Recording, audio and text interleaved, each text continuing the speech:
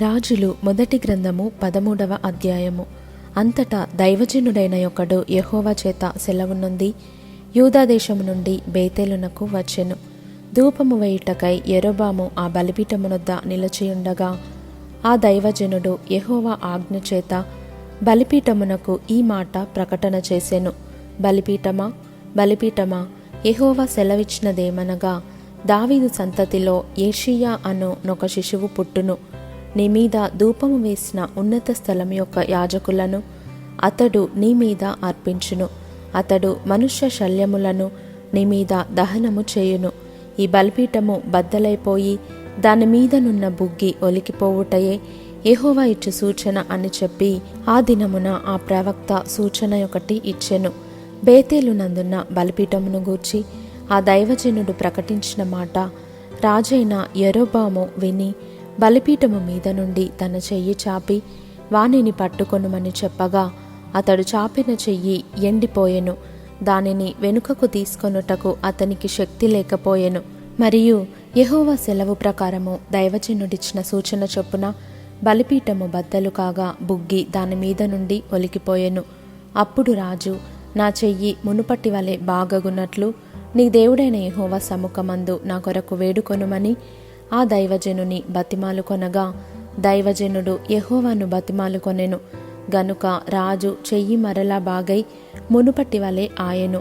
అప్పుడు రాజు, నీవు నా ఇంటికి వచ్చి అలసట తీర్చుకొనుము, నీకు బహుమతి ఇచ్చేదనని ఆ దైవజనునితో చెప్పగా దైవజనుడు రాజుతో ఇట్లనెను, నీ ఇంటిలో సగము నీవు నాకిచ్చినను నీతో కూడా నేను లోపలికి రాను.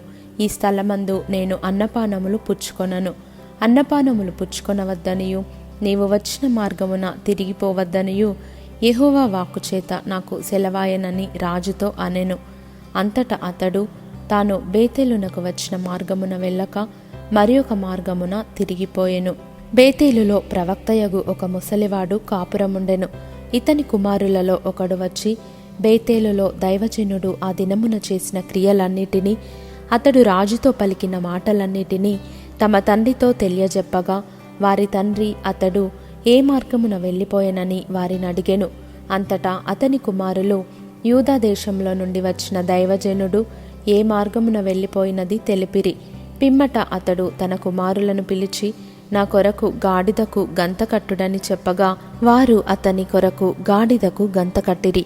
అతడు దాని మీద ఎక్కి దైవజనుని కనుగొనవలెనని పోయి మస్తకి వృక్షము క్రింద అతడు కూర్చుండగా చూచి, యూదా దేశములో నుండి వచ్చిన దైవజనుడవు నీవేనా అని అడుగగా అతడు నేనే అనెను.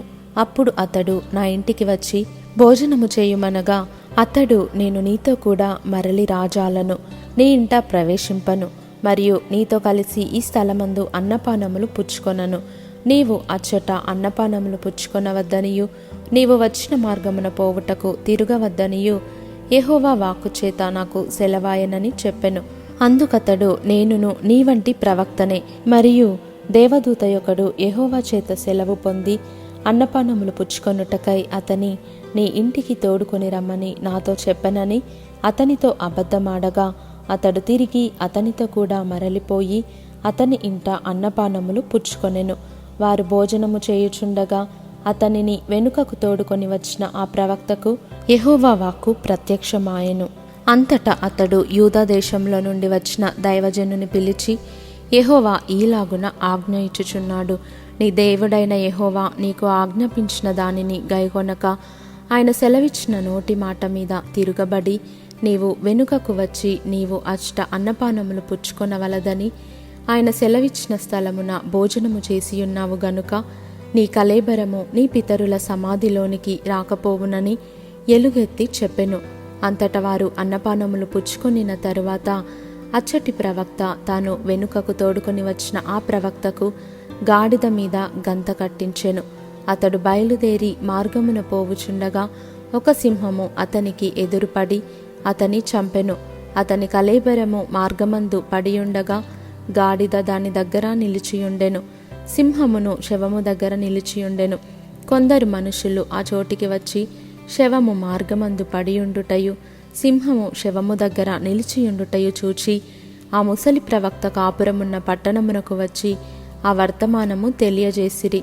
మార్గములో నుండి అతని తోడుకొని వచ్చిన ఆ ప్రవక్త ఆ వర్తమానము వినినప్పుడు యెహోవా మాటను ఆలకింపక తిరగబడిన దైవజనుడు ఇతడే. యెహోవా సింహమునకు అతని అప్పగించి ఉన్నాడు. యెహోవా సెలవిచ్చిన ప్రకారము అది అతని చీల్చి చంపెను అని పలికి తన కుమారులను పిలిచి గాడిదకు నా కొరకు గంత కట్టుడని చెప్పెను.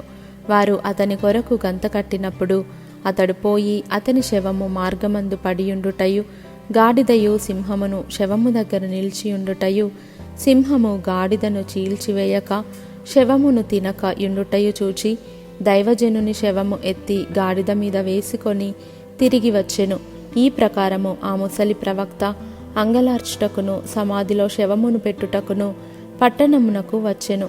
అతడు తన సమాధిలో ఆ శవమును పెట్టగా జనులు కటకట నా సహోదరుడా అని ఏడ్చిరి.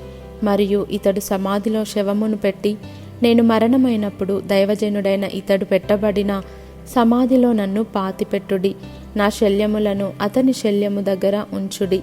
యెహోవా మాటను బట్టి బేతేలులోనున్న బలిపీఠమునకు విరోధముగాను షోమ్రోను పట్టణంలోనున్న ఉన్నత స్థలములలోని మందిరములన్నిటికీ విరోధముగాను అతడు ప్రకటించినది అవశ్యముగా సంభవించునని తన కుమారులతో చెప్పెను. ఈ సంగతి అయిన తరువాత యరొబాము తన దుర్మార్గమును విడిచిపెట్టక సామాన్య జనులలో కొందరిని ఉన్నత స్థలములకు యాజకులుగా నియమించెను. తనకిష్టులైన వారిని యాజకులుగా ప్రతిష్ఠించి వారిని ఉన్నత స్థలములకు యాజకులుగా నియమించెను. యరొబాము సంతతి వారిని నిర్మూలము చేసి భూమి మీద ఉండకుండా నశింపజేయునట్లుగా ఇది వారికి పాపకారణమాయెను.